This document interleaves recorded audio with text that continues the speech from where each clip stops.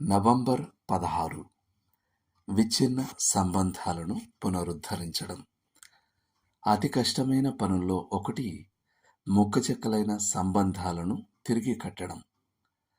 విచారకరంగా ఈనాడు అనేక చితికిన సంబంధాలున్నాయి. గృహాల్లో, సంఘాల్లో, పరిచర్యల్లో.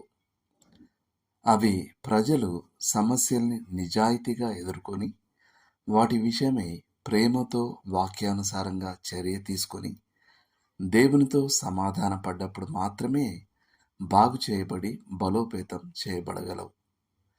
నీవు నేను మన జీవితాలను పరీక్షించుకున్నప్పుడు మనం పరిష్కారంలో భాగమై ఉండాలి తప్ప సమస్యలో కాదని దృఢంగా నిశ్చయించుకోవాలి.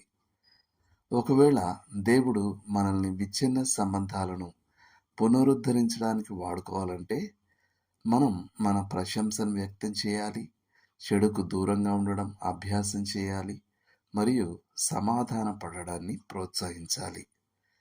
నేటి వచనం: మనము యెహోవా యొద్దకు మరలుదము రండి. ఆయన మనలను చీల్చివేసెను, ఆయనే మనలను స్వస్థపరచును. ఆయన మనలను కొట్టెను, ఆయనే మనలను బాగు చేయును. హోషేయ 6:1. పరిశీలించండి.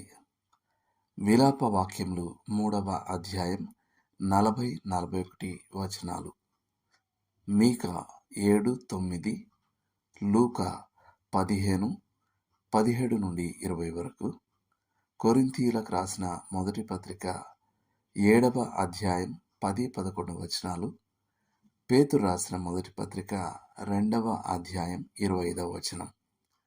చేయాల్సిన పని: మీకు విచ్ఛిన్న సంబంధం ఏదైనా ఉంటే దాని గురించి దేవునితో మాట్లాడండి. ఈ సంబంధాన్ని పునరుద్ధరించడానికి దేవుని నుండి బలం పొందుకోవాలని దృఢంగా నిశ్చయించుకోండి. దేవుడు మిమ్మును దీవించును గాక. ఆమేన్.